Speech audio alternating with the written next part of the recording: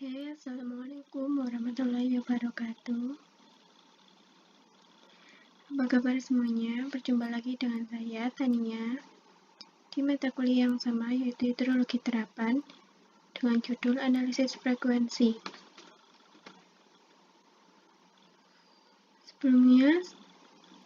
Sebelum membahas tentang analisis frekuensi lebih lanjut, kita harus mengetahui dulu apa itu analisis frekuensi. Dalam melakukan analisis hidrologi, sering dihadapkan pada kejadian-kejadian ekstrim seperti banjir dan kekeringan. Banjir mempengaruhi bangunan-bangunan air seperti bendung, bendungan, tanggul, jembatan, gorong-gorong, dan sebagainya. Bangunan-bangunan tersebut harus direncanakan untuk dapat melewatkan debit banjir maksimum yang mungkin terjadi. Dalam analisis frekuensi, kita juga harus mengetahui tujuan dari analisis frekuensi tersebut. Tujuan dari analisis frekuensi data hidrologi adalah mencari hubungan antara besarnya kejadian ekstrim terhadap frekuensi kejadian dengan menggunakan distribusi probabilitas. Dengan analisis frekuensi akan diperkirakan besarnya banjir dengan interval kejadian tertentu seperti 10 tahunan, 100 tahunan, atau 1000 tahunan.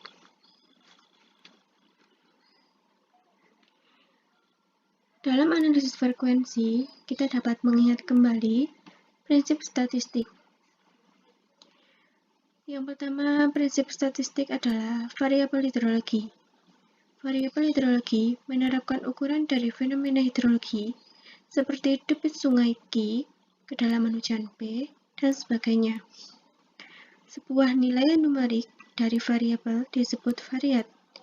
Misalnya debit Q sama dengan 100 meter kubik per detik, kedalaman hujan P sama dengan 90 mm per hari. Yang kedua adalah distribusi. Distribusi adalah data yang disusun menurut besarnya, misalnya data debit banjir dimulai dari debit banjir terbesar dan berakhir dengan debit banjir terkecil atau sebaliknya. Yang ketiga adalah distribusi probabilitas, adalah jumlah kejadian dari sebuah variat diskret dibagi dengan jumlah kejadian data. Yang keempat adalah frekuensi. Frekuensi adalah jumlah kejadian dari sebuah variat dari variabel diskret. Yang kelima adalah interval kelas, adalah ukuran pembagian kelas dari suatu variabel. Yang keenam adalah distribusi frekuensi, adalah suatu distribusi atau tabel frekuensi yang mengelompokkan data yang belum terkelompok menjadi data kelompok.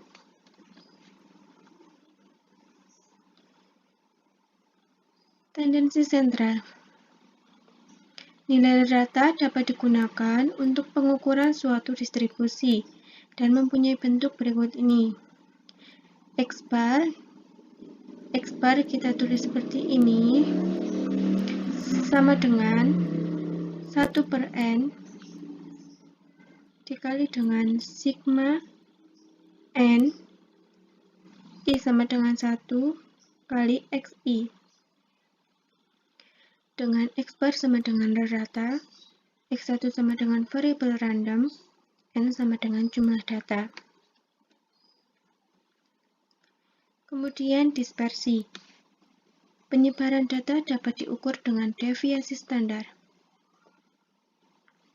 Rumusnya adalah S, di mana S adalah deviasi standar, sama dengan akar dari sigma n I sama dengan 1, xi dikurangi x bar adalah rata-rata, dikuadratkan, dikali 1 dibagi n-1. Koefisien varian adalah nilai perbandingan antara deviasi standar dan nilai rata yang mempunyai berikut. CV sama dengan S dibagi X. Deviasi standar dan koefisien varian dapat digunakan untuk mengetahui variabilitas dari distribusi. Semakin besar deviasi standar dan koefisien varian, semakin besar penyebaran dari data distribusi. Selanjutnya adalah kemencengan teori Swenes. Dapat digunakan untuk mengetahui derajat ketidaksimetrisan atau asimetri dari suatu bentuk distribusi. Rumusnya adalah A kita lambangkan untuk kemencengan sama dengan N dibagi dalam kurung N-1 dikali N-2 dikali sigma N I sama dengan 1 dari X1 min X bar dipangkatkan 3. Koefisien kemencengan asimetri diberikan berikut ini. CS sama dengan A adalah kemencengan dibagi dengan S pangkat 3.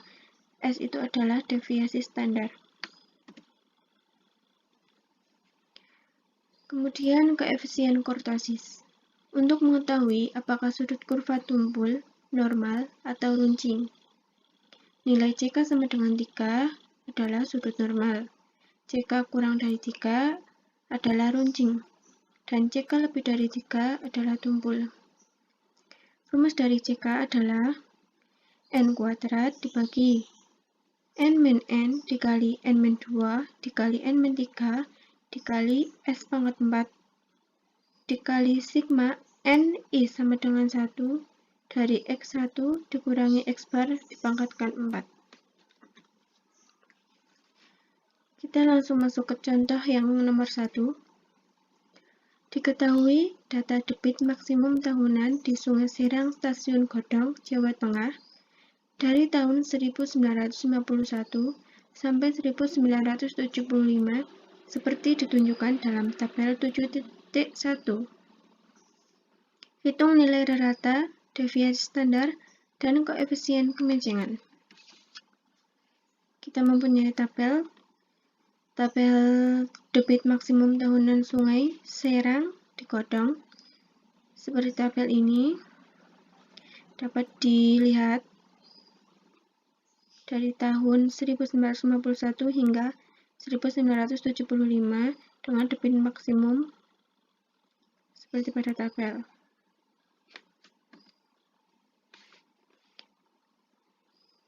Kita menuju ke penyelesaian. Yang pertama adalah hitungan. Hitungan ditunjukkan dalam tabel 7.2 kolom 1. Menunjukkan tahun pengamatan data. Kolom 2 menunjukkan debit maksimum tahunan. Yang kedua adalah nilai rata. Dihitung dengan menjumlahkan kolom 2 dan dibagi dengan jumlah data N sama dengan 24.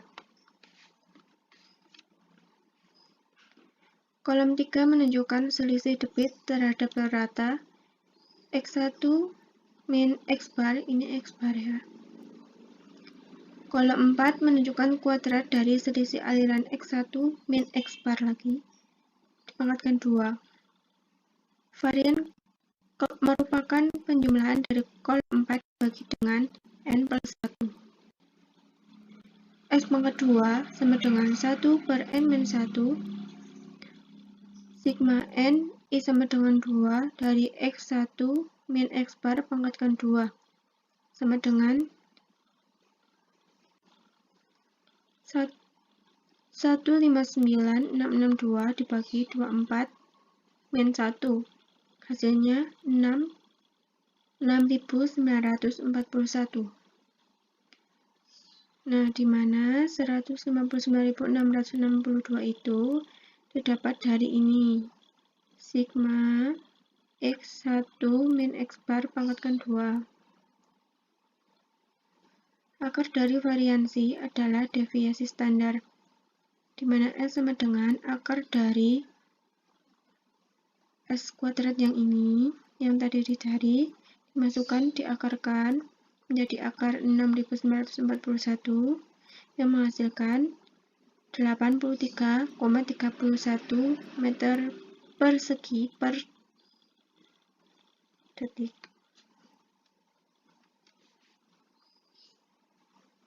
Kemudian dispersi. Koefisien varian adalah nilai perbandingan antara deviasi standar dan nilai rata, di mana rumusnya adalah CV sama dengan S per X, sama dengan S-nya kita dapat tadi 83,318, ini dibagi ya, dibagi X, X-nya tadi adalah 24, hasilnya adalah 3472. Kemudian kemencengan dihitung dengan menggunakan persamaan 7.5, yaitu penjumlahan dari kolom 5 dikali dengan N dibagi N-1 dikali N-2. Rumusnya adalah A sama dengan N, yang tadi N per N-1 dikali N-2, sigma N I sama dengan 1 dari X1 kurang X bar pangkat 3. Sama dengan N-nya 24, dibagi ini jadi 23 kali 22, dikali hasilnya dari sigma X1 min X bar pangkat 3, dalam tabel adalah ini, 10.363.173, menghasilkan jumlah 491.533. Kemudian koefisien kemencengan dihitung dengan persamaan 7.6, yaitu rumusnya CS sama dengan A itu adalah kemencengan tadi, dibagi dengan S pangkat 3, di mana S adalah deviasi standar, sama dengan 491.533 dibagi dengan 578.217, menghasilkan 0,850. Nah, tadi yang ini kita mencari debit maksimumnya sudah ada dari tahun ke tahun. Kemudian ini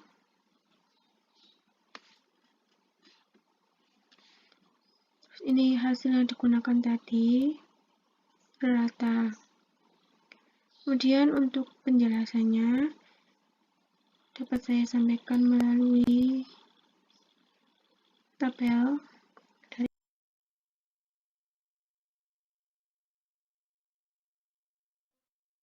penjelasan selanjutnya melalui tabel. Nah, kita sudah mempunyai tabel debit maksimum X dari tahun 1991 sampai 1974 seperti pada tabel.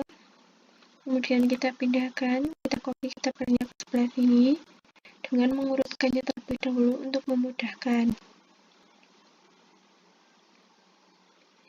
Nah, kalau sudah, kita membuat tabel selanjutnya yaitu X min X bar, kemudian X min X bar pangkat 2, kemudian X min X bar pangkat 3, kemudian X min X bar pangkat 4. Cara mencari X min X bar yaitu dengan E3 itu yang ini, kita cari yang ini dulu, 89558 dikurangi dengan E, ini kita harus dengan lambang atau simbol dolar,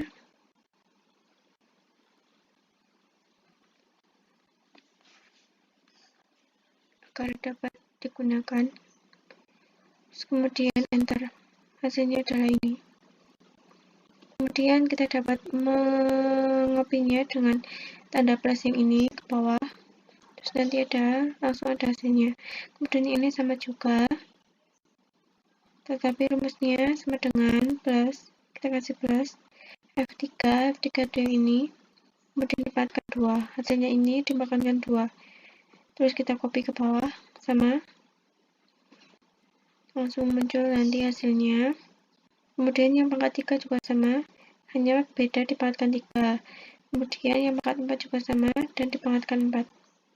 Kemudian kita mencari ini adalah rata dari debit maksimum dengan cara sama dengan average kita blok dari E3 hingga E26, kemudian enter, hasilnya ini. Yang ini kita jumlah, hasilnya 0. Yang ini juga sama dijumlah dari sini hingga sini. Ini sama, ini sama. Oke, kita mencari dengan rata-rata X atau simbolnya X bar.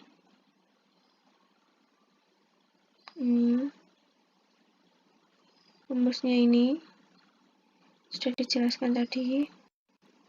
Kemudian standar deviasi yang ini rumusnya adalah dari sigma x1 min x bar 2 dibagi n-1.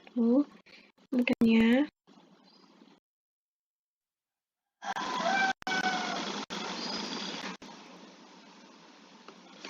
mencari standar deviasi, rumusnya ini dengan G27 yang ini dibagi dengan D26, yaitu 24 dikurangi 1 hasilnya 23. Kemudian diakarkan dengan atau biasa dipangkatkan 0,5, hasilnya ini. Kemudian mencari koefisien variasi atau CV. CV adalah rumusnya S per X, standar deviasi per X-nya 24. Ini langsung saja 8331 ketika 1 ini dibagi dengan D26. Kemudian yang ini pemencengan, rumusnya adalah N per N-1 dikali N-2 dikali dengan sigma X1 min X bar pangkat 3, yaitu D26 ini 4 dibagi D26 min 1 23, D26 min 2 22, kemudian dikali dengan H27 ini.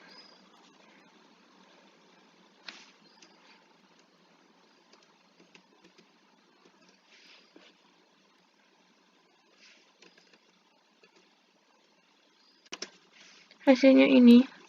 Kemudian mencari koefisien kemencengan atau CS.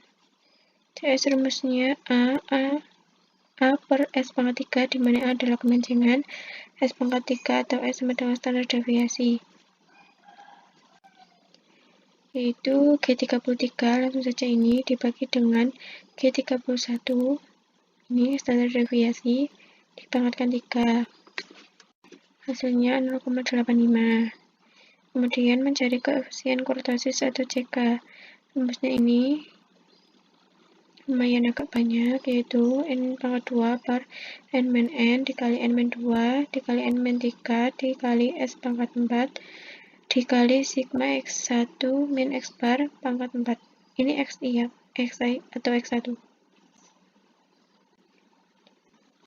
Yaitu plus sama dengan plus D26 ini cepatkan 2 dikali I27 ini dibagi D26 min 1, D26 min 2, D26 min 3, kemudian dikali G31. G31 itu standar deviasi, kemudian dipangkatkan dengan 4. Hasilnya 4,777, yaitu tumpul. Kenapa dikatakan tumpul? Karena CK lebih dari 3. Kalau CK kurang dari 3, yaitu runcing, dan CK sama dengan 3, yaitu normal. Oke, terima kasih atas perhatiannya. Sekian, wassalamualaikum warahmatullahi wabarakatuh.